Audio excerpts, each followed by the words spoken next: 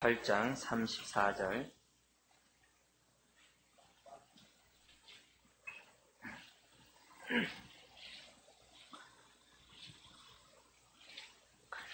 네, 다 찾으셨죠? 네, 우리 34절 같이 한번 읽어보겠습니다. 시작. 예수께서 대답하시되 이는 내가 스스로 하는 말이뇨 다른 사람들이 나를 대하여 네게 한 말이뇨. 주님이 지금 빌라도에게 하는 거죠. 빌라도가 예수께 묻습니다. 33절에 내가 유대인의 왕이냐 그랬을 때 예수님이 내가 스스로 하는 말이냐, 그러니까 직접 너의 삶에 통해서 나타난 고백이냐, 아니면 네가 누구로부터 들었기 때문에 이와 같은 고백을 하느냐. 자, 그랬을 때 이제 빌라도의 대답은 뜻밖의 어떤 주님이 원하시는 그런 대답보다도 상투적인 그러한 대답을 이제 35절에 하는 것을 보게 되는데요. 여기에 대한 얘기들이 이제 그 전반부의 배경을 잠깐 보면은 예수님이 대사장 그 가야바와 그의 장인 안나스에 의해서 이제 일종의 이제 사형 집행을 이제 받게 됩니다. 그 당시에 그 대사장의 위치라는 것은요, 유대인들의 가장 영향력 있는 지도자라고 말할 수 있습니다. 근데 그런 지도자들에 의해서 사형 선고를 받는다는 것은 곧 그 자체가 죽음이었다는 것을 우리는 알 수가 있습니다. 그래서 밤새 이들로부터 심을 받던 주님께서 새벽에 28절에 새벽에 예수님이 빌라도 법정으로 빌라도 앞으로 이제 끌려가게 되는 것을 보게 됩니다. 근데 그 사건이 앞에서는 어떤 사건이냐면 새벽에 가는 그 사건이 바로 그 전에는 베드로가 이제 주님을 부인하는 그러한 사건이 바로 그 앞에 나오는 것을 보게 됩니다. 자, 여기서 대제사장이 등장하고 또한 빌라도의 그러한 여기서 보면 이제 관정이라고 했는데 빌라도의 그런 법정까지 끌려가는 그런 것을 보면은 예수님의 재판이 그 당시로 볼 때는 정식 재판이었던 것을 알 수 있어요. 그러니까 뒤에서 그냥 수덕수덕 해가지고서 살인이다 이렇게 되는 게 아니라 심판 난 게 아니라 정식적인 그냥 공개 재판에서 정식적인 재판에서 예수님이 어떻게 보면 그들에 의하면 합법적이었죠. 합법적으로 이제 이렇게 심판을 당하는, 죽임을 당하는 그런 사형 선고를 받게 되는 것을 보게 됩니다. 근데 성경에 보면은 31절에 보면은 유대인들이 이런 말을 합니다. 유대인들이 가로되 우리에게는 사람을 죽이는 권위 없나이다 이런 말을 해요. 이 말은 뭐냐면 그 당시에 만약에 사람을 죽일 수 있는 권한이 있었다면은 이 대제사장이 그 자리에서 죽였을 겁니다. 왜? 신성 모독죄였기 때문에 그 자리에서 죽였을 거예요. 근데 이 예수를 갖다가 그 자리에서 죽이지 아니하고 빌라도 앞에 끌고 왔었던 것은 여러 가지 목적이 있었어요. 그것은 뭐냐면은 먼저 말씀드린다면은 합법적으로 예수 그리스도를 죽이려 했던 거예요. 그러니까 자기네들의 손에 의해서 죽이는 것이 아니라 로마 사람들에 의해서 합법적으로 예수를 죽이려고 하는 그런 의도가 있었어요. 동시에 또 하나는 뭐냐면 예수 그리스도를 합법적으로 로마 사람에 의해서 죽게 함으로써 예수를 따라다니는 추종자들로 하여금 흩어지도록 하게 하는 그러한 목적이 있었어요. 그리고 또 하나는 그 당시 뭐냐면 신명기에 보면 나무에 달린 자마다 하나님의 저주를 받았다 그랬어요. 그러니까 나무에 달린다는 것 자체가 하나님의 저주예요. 그래서 그것을 유대인들이 모를 리가 없죠. 그래서 그 당시 나무에 달려 죽이는 사건이 로마의 사형제도였거든요. 그것도 뭡니까? 가장 어떻게 보면 그 사람은 죽어야 마땅해. 정말 그런 사형 선고에서 조금이라도 실수가 있을 수 없는 바로 그 십자가의 사건. 십자가의 그러한 형벌을 통해서 예수 그리스도를 죽이는 거였죠. 그러니까 이 십자가에서 사람을 죽인다는 것은 아주 독특한 정치적인 정말 그런 사람들 아니면은 죽이는 것이 아니었어요. 아주 본을 보이고 정치적으로 그리고 또 뭐냐면 아주 강도 중의로 인해서도 아주 큰 악질 그런 사람들만 죽이는 것이 십자가예요. 그래서 십자가의 죽음에서 있잖아요. 그것이 재판이 잘못되었다 이렇게 할 수 있는 여건이 없었어요. 왜? 죽어 마땅한 사람들이 죽었기 때문에. 이걸 유대인들이 이용하는 거예요. 그렇게 함으로써 그 당시에 그 청중들로 하여금 예수를 따라가지 못하도록 그거 하고자는 아주 복잡한 유대인들의 그러한 고대의 전술이 있었습니다.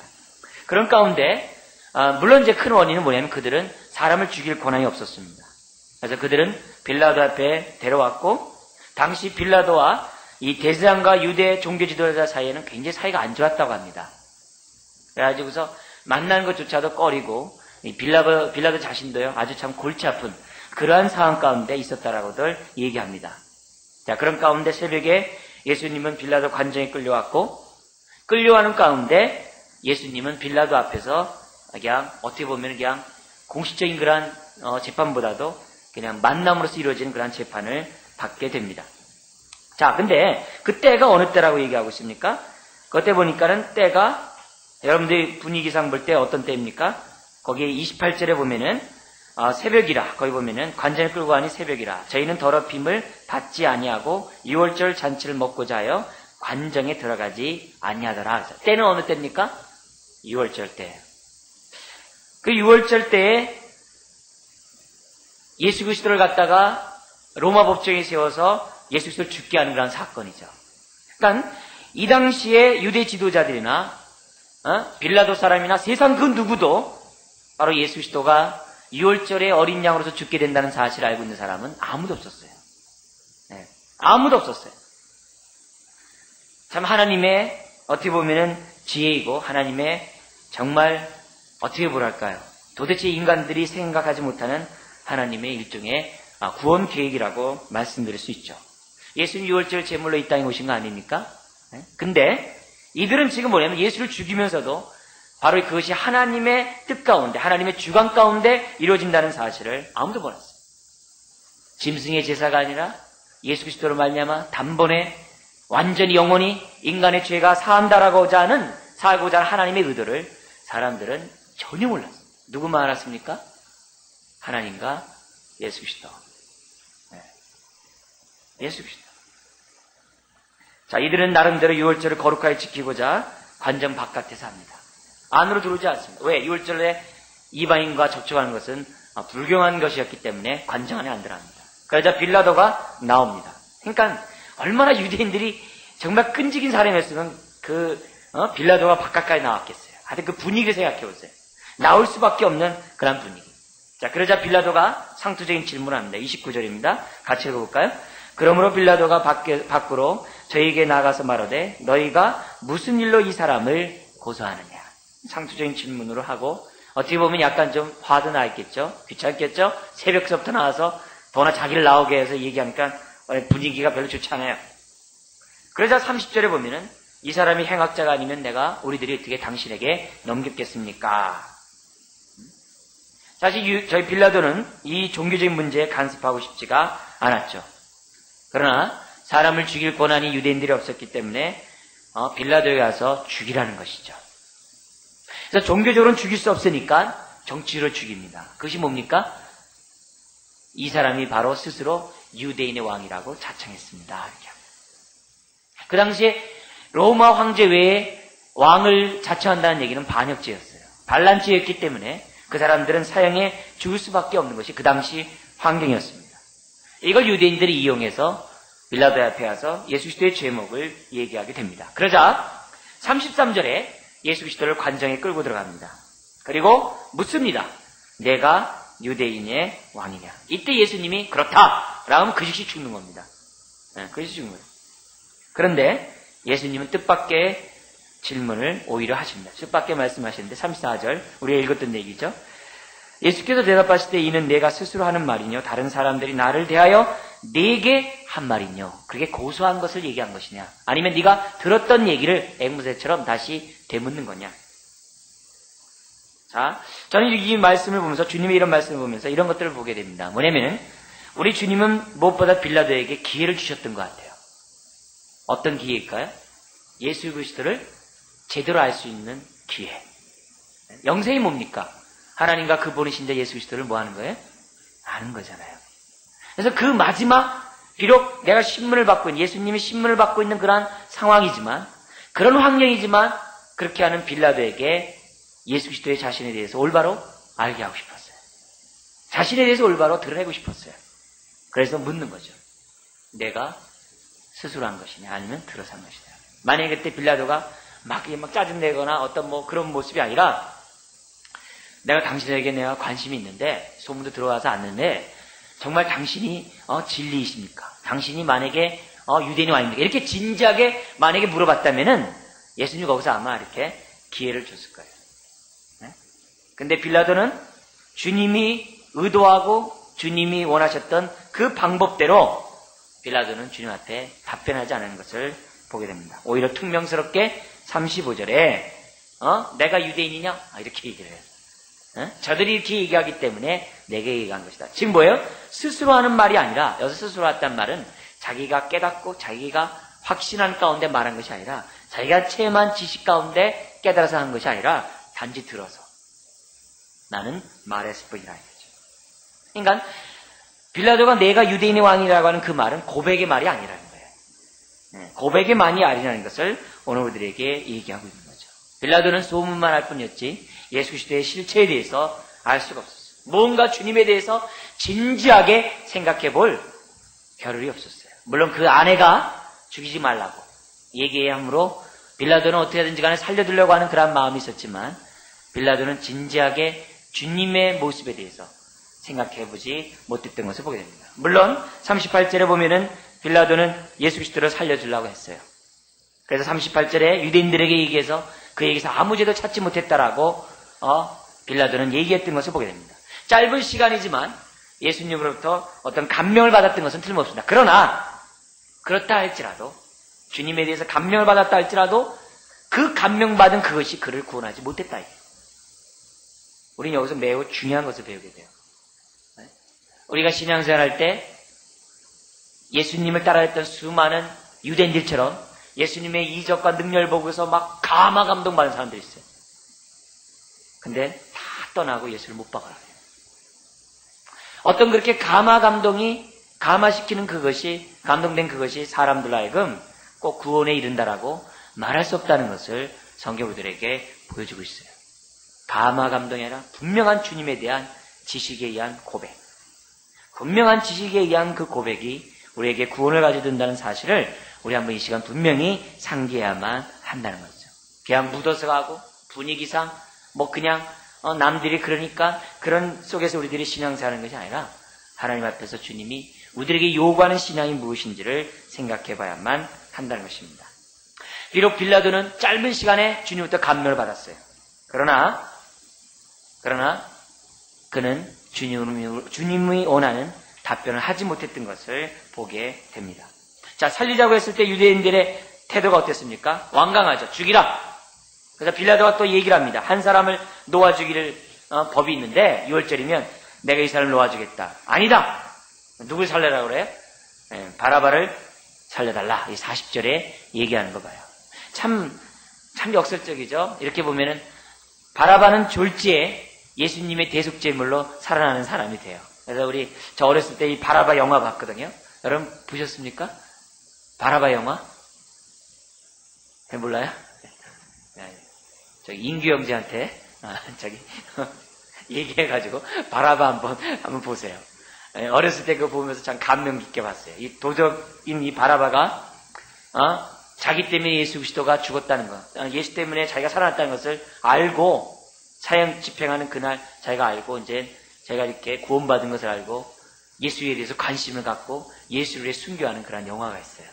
그래서 참 감동적인 건데, 비슷한 영화가 성의라는 예수님의 그 옷을 재뽑기 하려고 했을 때 나눠 가졌던 그 사람에 의해서 뭡니까 그 한평생 예수를 쫓아다니다가 그의 고뇌가 해결되고 예수를 위해 이제 순교하는 그러한 그 성의라는 영화도 있죠. 비슷한 영화예요.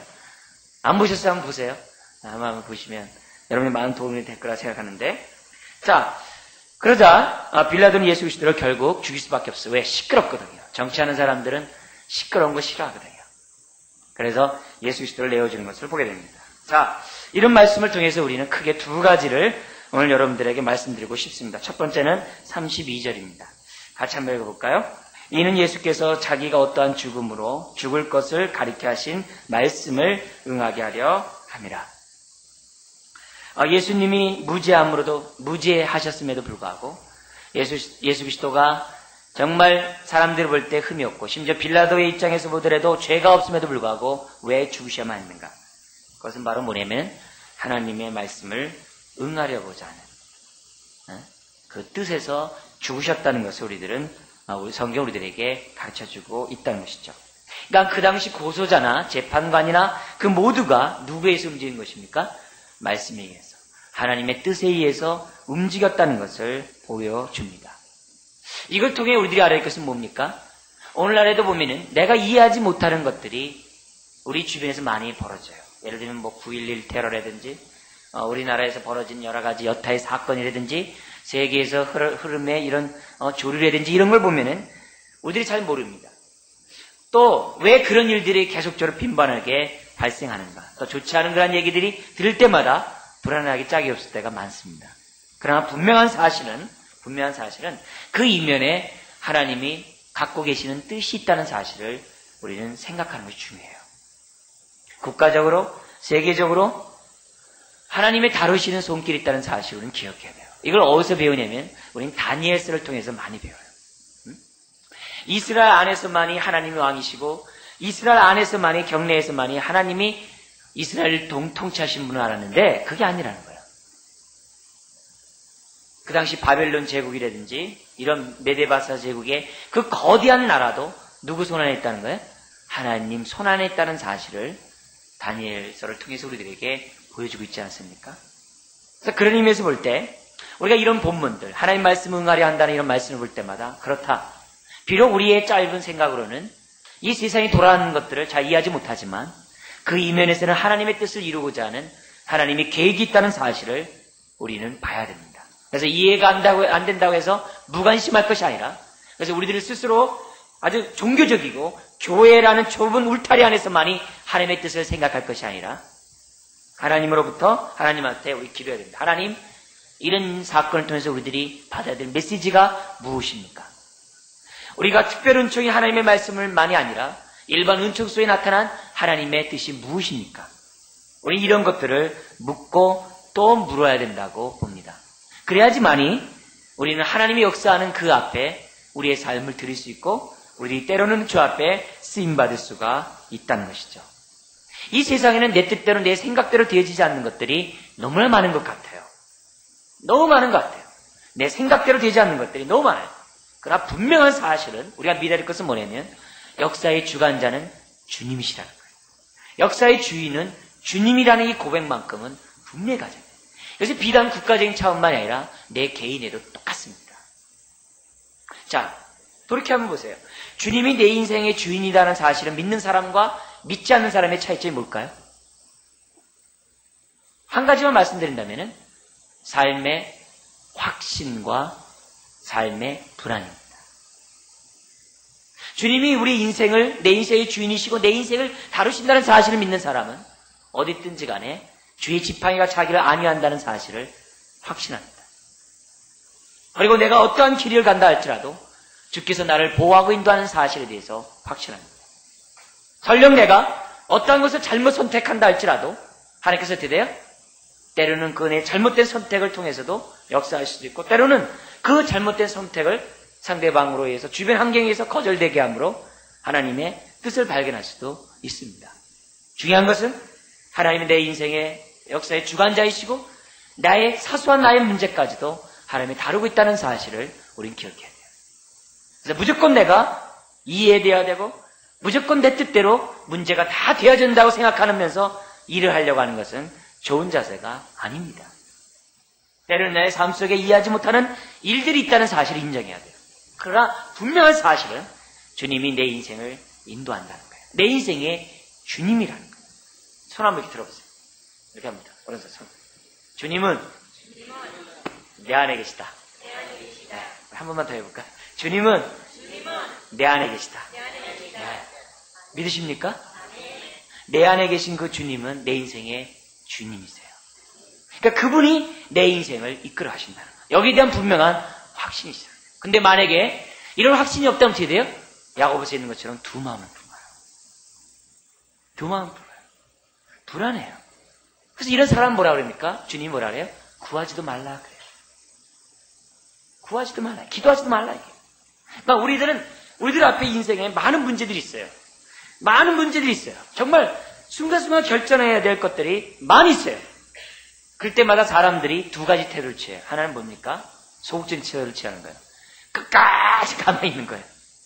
아직 끝까지 선택하는 가만히 있어요. 그러면 다 비껴진 다음에 막판에 그거 하나를 이렇게 딱 건지는 그런 소극적인 사람이 있어요. 또 한 사람은 뭐냐면 그냥 그런 거 없어요. 그냥 믿습니다 하면서 그냥 나가는 거예요. 근데 재밌는 거는 길대로 하더라고요. 길대로 하는데 어느 것은 하나님의 뜻이고 어떤 것은 하나님의 뜻이 아니다. 방법이 아니라 그렇게 말할 수 없어요. 내 마음속에 자기 기질대로 하나님께서 쓰신다고 생각하고 중요한 것은 뭐냐면 하나님께서 나에게 후회 없는 선택을 하게 하신다는 사실을 우리들이 분명히 마음에 갖는 것이 매우 중요해요. 그래서 결혼을 하고 나서 다들 하는 얘기가 뭐냐면 아이고 내가 눈에 씌었지 뭐 다 이래요. 내가 그 순간 내가 잠깐 뭐 깍지가 이렇게 씌었지 뭐 이렇게 얘기를 해요. 예. 그렇습니까? 예. 말은 그렇게 하죠. 근데 만약에 그게 말이 아니라 본심까지 그렇다. 그러면 불신앙이에요. 그 사람은 불신자예요. 그렇잖아요. 내가 선택을 했을 때 그것이 이루어졌을 때 그 사건은 뭐예요? 하나님의 간섭하십니다. 예? 때로는 그 선택한 그것이 마음에 안 들고 선택한 것이 뭔가 이게 이게 내 마음에 합리적이지 않다 할지라도 하나님의 선택이라는 사실을 도와주셨다는 사실을 기억해야 돼요. 예? 왜요? 우리 주님은 내 안에 계시기 때문에 내 인생을 인도하신 분이기 때문에 보세요. 말씀은 그 누가 이 사건을 알았겠어요? 다 혈안에 대해서 죽이려고 하고 빌라도는 뭐 귀찮으니까 이렇게 내준 이런 사건인데 이것이 어떻게 하나님의 위대한 구원의 계획이었는지 누가 알았냐 이게. 우리는 이런 신약을 보면서 대대 이런 말씀을 보면서 십자가의 능력이 어떻고 우리 얼마나 많은 것들 깨닫습니까? 하나님의 지혜가 놀랍구나. 다 그렇게 고백하잖아요. 어떻게 남의 몸밖에 죽게 함으로써 신명기의 말씀을 응하냐. 참 놀랍잖아요. 또 명패 유대인의 왕이냐. 그래서 유대인들은 뭐 그거 쓰지 말라 그러는데 빌라도는 할 대로 했다면서 유대인의 왕이라고 딱 써놓고서 또 하나님의 말씀을 이루잖아요. 유대인의 왕으로서 죽었다. 한 말씀이 다 뭐예요? 하나님의 뜻 가운데 다 응해진 것을 보게 됩니다. 그래서 좁게는 개인적인 문제에서 크게는 국가적인 문제, 세계적인 문제에서 하나님의 역사의 주관자라는 사실을 우리는 믿으셔야 돼요. 근데 또 어떤 사람 이런 사람들이 있어요. 역사의 주관자는 다 믿어. 역사의 주관자 믿습니다.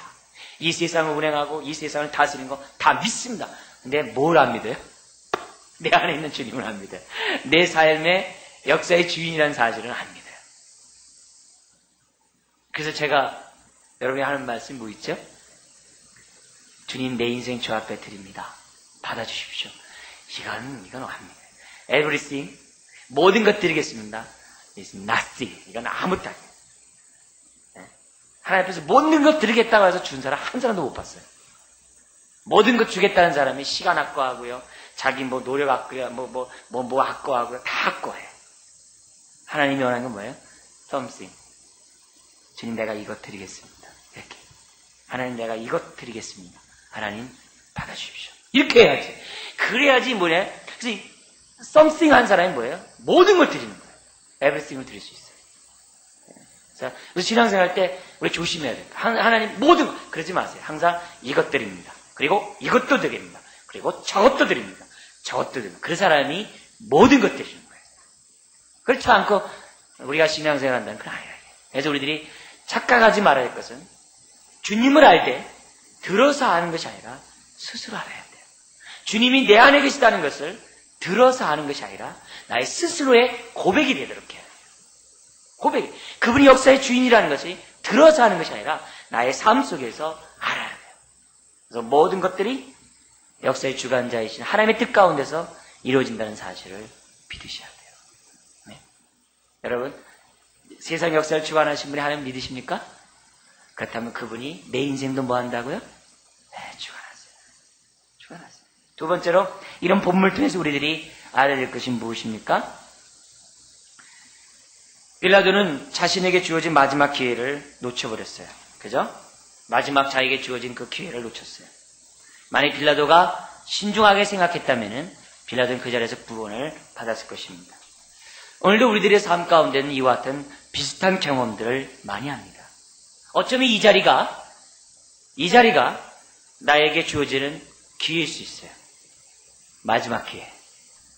마지막 기회.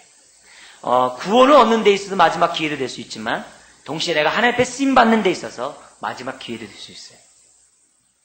우린 순간순간 어떻게 보면은 빌라도가 주님과 대면했던 것처럼 순간순간 우리는 주님과 대면하고 있는 빌라도인지 몰라요. 우리들 자신이. 성경에 보면은 주님 앞에 섰던 수없이 많은 빌라도가 있었어요. 예를 든다면 주님과 함께 십자가에 못 박혔던 좌우편의 강도들. 그 중에서 한편에 우리는 이제 우편이라고 하겠는데 우편의 강도는 구원을 받았지만 좌편의 강도 어떻게 돼요? 네, 구원받지 못하는 사건을 우리는 경험하지 않습니까? 그 순간에 누구는 구원받고 누구는 구원받지 못했어요. 똑같이 들었는데 누구는 뭐예요? 그냥 들어서 알아서 예수를 조롱을 해요. 네가 남을 구원하면서 왜 못하냐? 한번 뛰어내려봐 이렇게. 네? 한 사람은 들었지만 그냥 스스로 고백을 하지 않아요. 그냥 들은 대로 얘기합니다. 그러나 반면 우편 강도는 들었던 그 얘기. 네? 비록 같이 못 박혔지만 사람들의 조소와 사람들의 말과 그 사람들의 정황을 바라보고 또 주님을 바라볼 때 이 사람이야말로 메시아라는 사실을 알게 돼요. 그래서 스스로 고백을 해요. 들어서 하는 고백이 끝나는 게 아니라 들었던 얘기를 가지고 스스로 고백해요. 그래서 당신이 당신 나라에 있을 때 나를 기억해달라고 고백을 해요. 똑같은 상황에서 누구는 구원받고 누구는 구원받지 못한 겁니다. 삭개오도 마찬가지입니다. 그 결단의 그 마지막 기회 순간에 삭개오는 주님을 만남으로 자기 스스로의 고백을 함으로 구원을 받습니다. 그죠? 그러나 수없이 많은 사람들은 여전히 주님에 대해서 소문을 들었고 주님에 대해서 많은 정보를 들었지만 그건 스스로 고백하지 못함으로 인하여 구원에 이르지 못하는 것을 보게 됩니다. 가늠한 여인도 마찬가지죠. 여러 가지 혈루증 여인도 마찬가지입니다. 여리고에 있는 소경도 마찬가지입니다. 그 자기에게 주어진 기회를 잘 포착했던 사람들이 있는 것을 보게 됩니다. 이런 의미에서 오늘 여러분들이나 저나 주님 앞에 정말 어떤 것을 선택의 기로 속에 서 있는 마지막 기회일 수가 있습니다. 여러분, 주님을 지식적으로 아는 지식은 우리의 삶을 변화시키지 못합니다. 우리의 삶을 주 앞에 드리지 못하게 합니다. 그러나 내가 인격적으로 주님을 만난 가운데 스스로 고백한 우리의 고백은 우리의 삶을 변화시켜요. 그리고 우리의 삶을 주 앞에 헌신하게 합니다. 우리의 삶을 드린다는 거죠. 자, 그런 의미에서 바라본다면 우리가 주님이 오늘 이 두 번째로 우리들에게 요구하는 것은 뭐냐면 우리들로 하여금 나는 단순한 지식을 갖는 우리가 되지 않는다는 거예요. 우리가 되기를 원치 않는다는 거예요. 정말 인격적인 고백 속에서 내 삶의 체험 속에서 나오는 그런 고백들을 우리들 모두가 하기를 원하신다는 것이 주님의 요구인 거예요. 그래서 묻는 거예요. 내가 스스로 하는 말이뇨? 아니면 들어서 하는 말이뇨? 사랑하는 성도 여러분, 인격적으로 만난 사람이 변화가 있습니다. 인격적으로 만난 사람이 스스로 고백할 수 있습니다. 체험적인 고백을 할 수가 있습니다. 이런 사람이 바뀝니다. 이런 사람이 먼저 그 나라 그 일을 구하고 이런 사람이 하늘에서 이런 뜻을 위하여 이 땅에 이루기 위하여 자기 삶을 던지는 것을 보게 됩니다. 무엇을 하든지 간에 주님 앞에 초점이 맞춰져 있어요. 주님이 중심이에요. 그러나 이렇게 고백하지 않는 사람은 종교인으로 전락해버립니다. 시간이 지나면 지날수록 종교인화가 됩니다. 신앙이 지나면 지날수록 그 마음속에 생명력이 없습니다. 시간이 지나면 지날수록 열매는 없습니다. 참포도를 기도했지만 포도 열매를 기도했지만 들포도를 맺는 인생이 될 수밖에 없습니다. 왜요? 들어서 배워서 주님을 믿었기 때문에 자기 인격적인 만남 속에서 고백한 것이 아니기 때문이라는 거죠. 주님이 오늘 우리들에게 요구하는 것이 그겁니다. 우리들의 신앙은 들어서 하는 신앙을 가지서는 안 된다는 거예요. 네? 주님께 대한 고백은 배워서 하는 고백이 되어서는 안 된다는 거예요. 인격적인 만남 속에서 고백이 이루어져야만 한다는 것입니다. 그리고 동시에 우리가 알아야 될 것이 이것입니다. 이 고백은 오늘도 끊임없이 계속적으로 반복적으로 주님이 하고 있다는 사실을 아셔야 돼요. 그래서 우리는 순간순간 우리는 이와 같은 주님이 원하시는 고백을 해야 된다는 사실 이 시간 분명히 기억해야만 합니다. 여러분, 우리가 끊임없이 우리가 이와 같은 고백을 하고 끊임없이 주님이 원하시는 주님의 합한 답변하기 위해서 어떻게 됩니까? 다른 거 없어요. 자라가는 수밖에 없어요. 주님을 아는 지식 속에 자라가는 수밖에 없어요. 주님을 알아가는 지식 속에 자라가면 자라갈수록 우리는 그때마다 때에 맞는 고백을 하게 됩니다. 주님, 내 인생 여기 있습니다. 주님, 내가 이렇게 하고자 합니다. 그지는 모르지만 어쨌든 레마. 네, 그죠? 말 들어보세요. 그 말이 뭐예요? 하나님 말씀이 내 말씀이 될 때 레마라고 하잖아요. 그죠? 근데 성경에서는 베드로전서에서 이걸 같이 써요. 그래서 뭐 꼭 그렇게 구분된다고 말할 수는 없어요. 근데 어쨌든 여러분이 알고 있는 지식으로 생각을 해볼 때 단순한 말씀이 내 인격에 부딪히는 그 말씀이 될 때 그것이 능력이 있다고 하잖아요. 그래서 우리 에베소 6장에서도 성령의 검 할 때를 레마라는 단어 썼거든요. 네? 레마. 그 말씀. 그 살아운동이 있는 말씀은 내가 뭐예요? 레마가 된 말씀이 살아운동이 있다고 해요. 스스로 고백한 그 말씀이 이게 생명이 있는 말씀이거든요.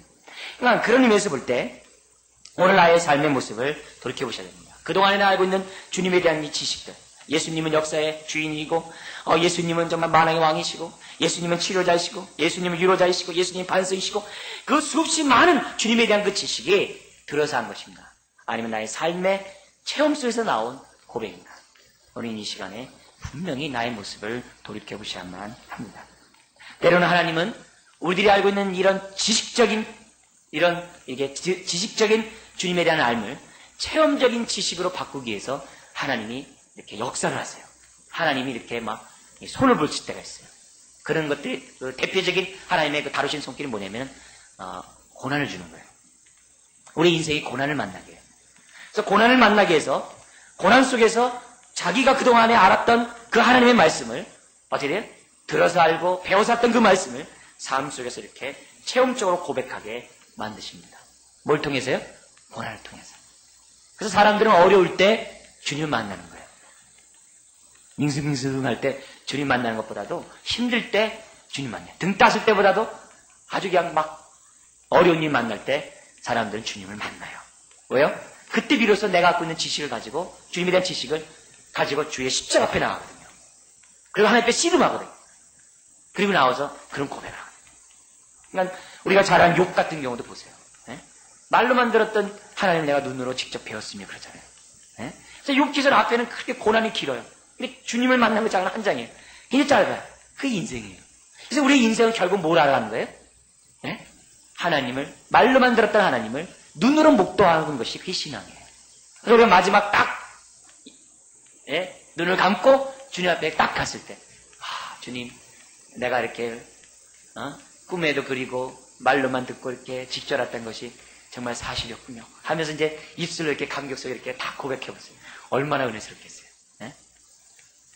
네, 그렇지도 않고 그냥 죽는 사람 많으니까. 근데 그것을 인종 때문이 아니라 그냥 그때뿐만 아니라 오늘 우리들의 현실의 삶 속에서 주님 그렇습니다.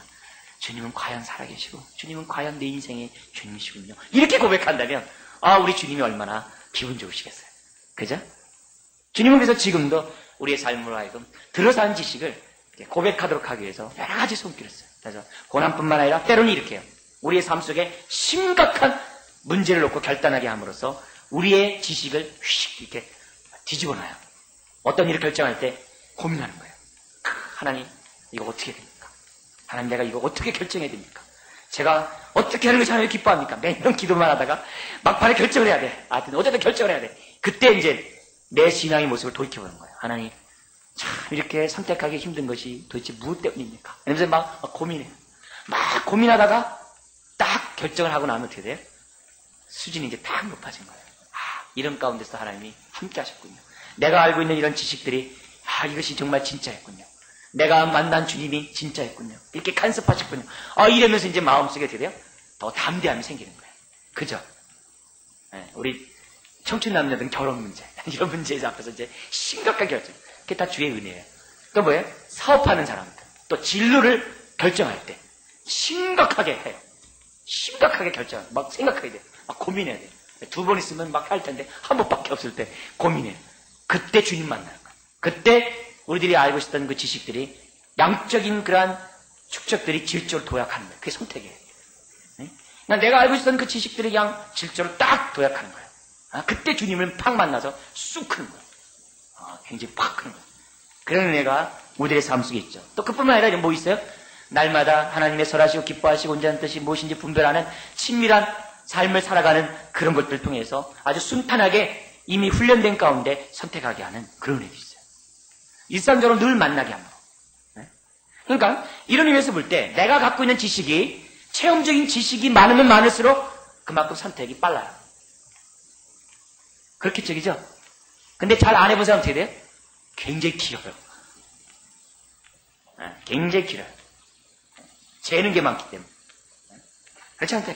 그래서 우리는 주님의 의도와 마음을 헤아려 봐야만 합니다. 그래서 이걸 믿는다면은 결국 뭐예요? 아하, 고난 속에서도 즐거워한다는 우리 믿음의 선배들이 말이 이런 거구나. 어떻게 고난 속에서 즐거워할 수 있어요? 그러나 즐거워할 수 있어요. 왜? 고난을 통해서 내가 거듭나거든요. 고난을 통해서 하나님, 인격적인 하나님을 또 내가 만나게 되고 고백하게 되거든요.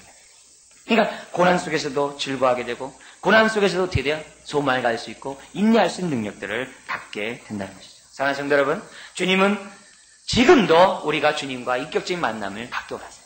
어디 계신 주님이? 내 안에 계신 주님이. 그리고 주님이 그럴 거예요. 저 이거 결정하기 원해요. 그럴 때 주님이 그럴 거예요. 야, 그동안 나를 갖다가 그렇게 문전박대하더니 드디어 나를 찾아왔구나. 야, 고맙다. 그래, 고맙다. 자꾸 조금만 더 어려운 일이 좀 더 많았으면 좋겠다. 야.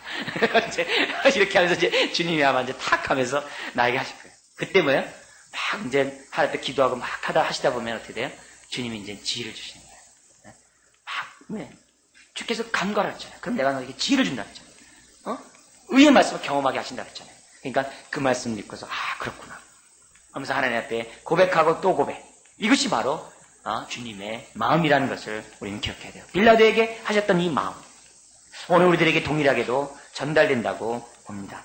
믿음의 선배들은 다 불못불을 다 통과한 사람들입니다. 다 연단을 통과한 사람들이에요.